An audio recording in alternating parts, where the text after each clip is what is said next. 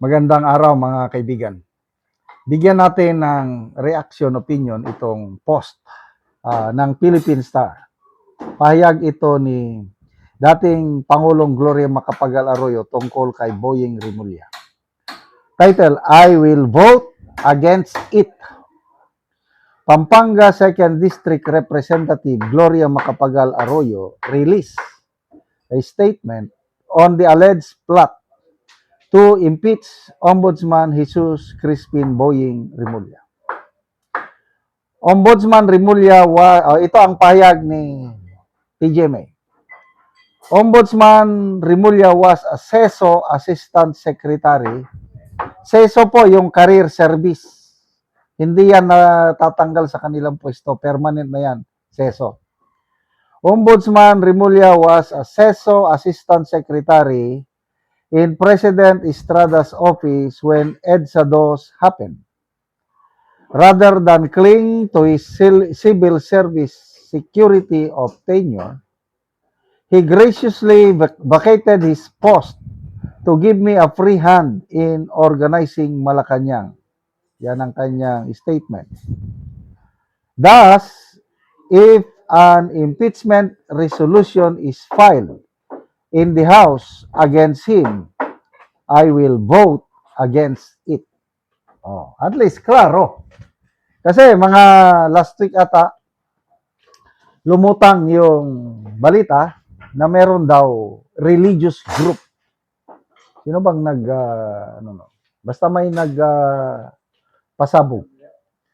May religious group daw, hindi naman binanggit anong religious group, na nagplaplano magsampa ng impeachment complaint laban kay Ombudsman Boying Rimulya.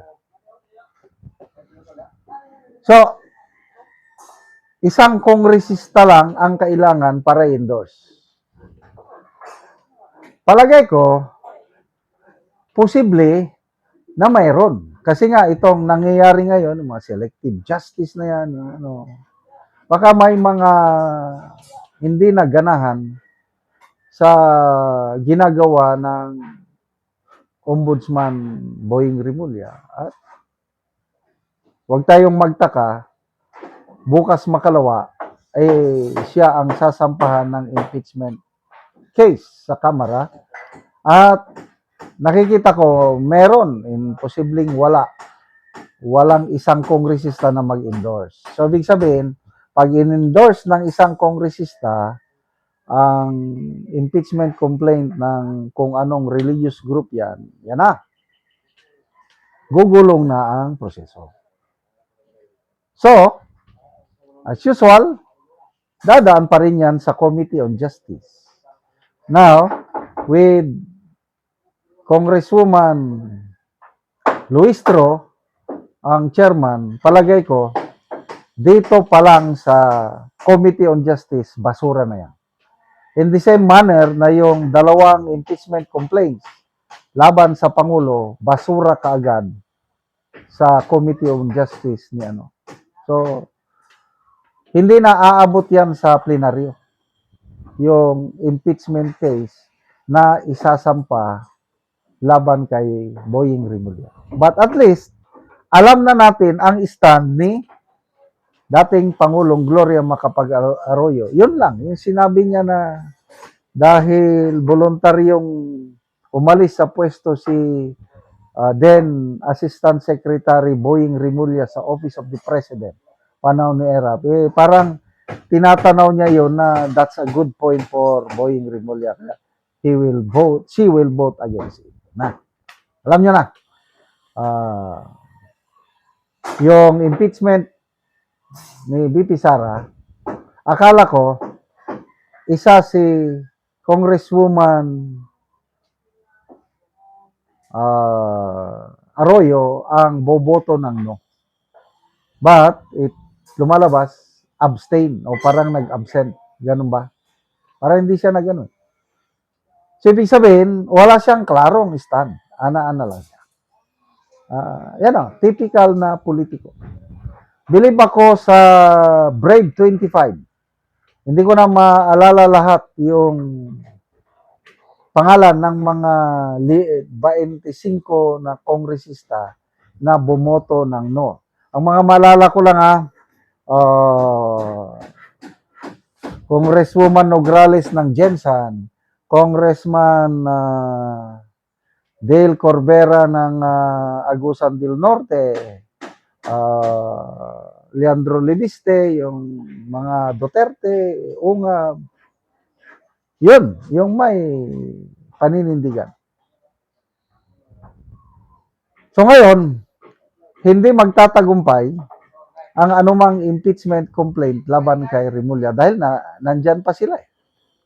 Sa 2028, noon, yan, nakikita ko, mayroong magsasampa ng impeachment complaint laban kay Ombudsman Remulla sa 2028. And by that time, iba na ang kasi presidente na si VP Sara, ang loyalty na ng mga politiko pupunta na yan sa presidente.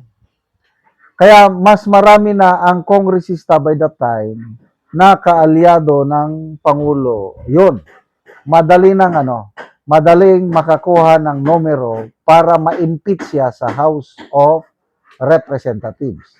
And by that time, hindi ko alam ang composition sa Senado kung makukonvict ba si Ombudsman Boying Remulla. But the way I see it,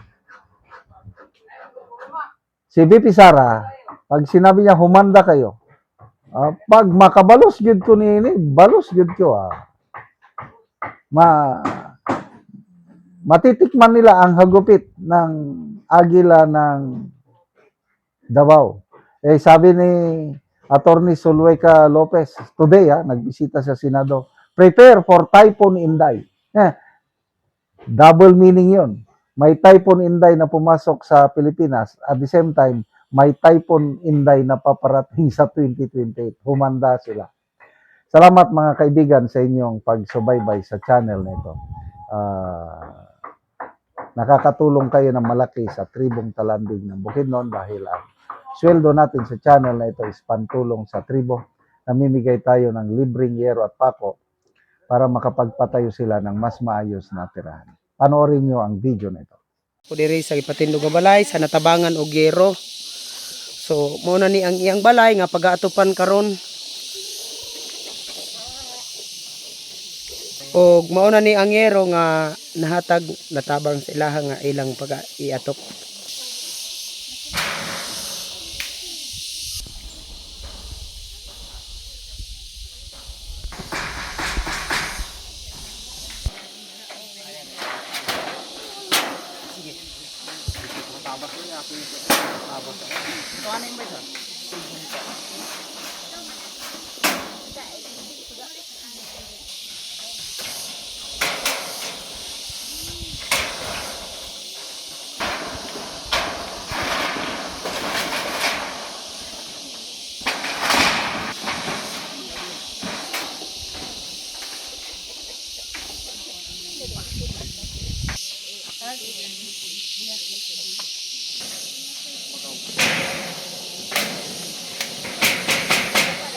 Karon man nagid ni sa pagatop ang ginatabang nga yero, so makita nato nga natupan na gyud ang ilang gipatindog nga bag-ong balay.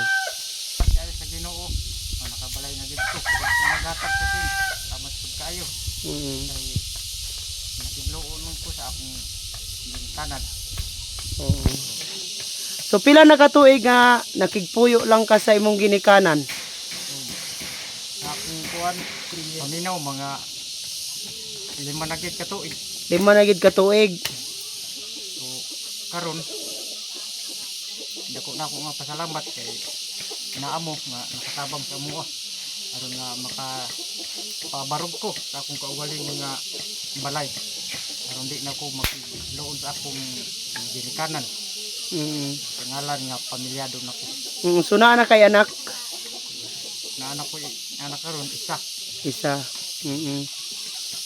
Ay pinaagi ini sa inyong tabang sa akong pasalamat pod na katabang sa mua kay ang among pangorta igo ra gyud sa kaon.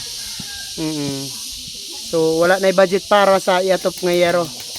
So salamat kayo.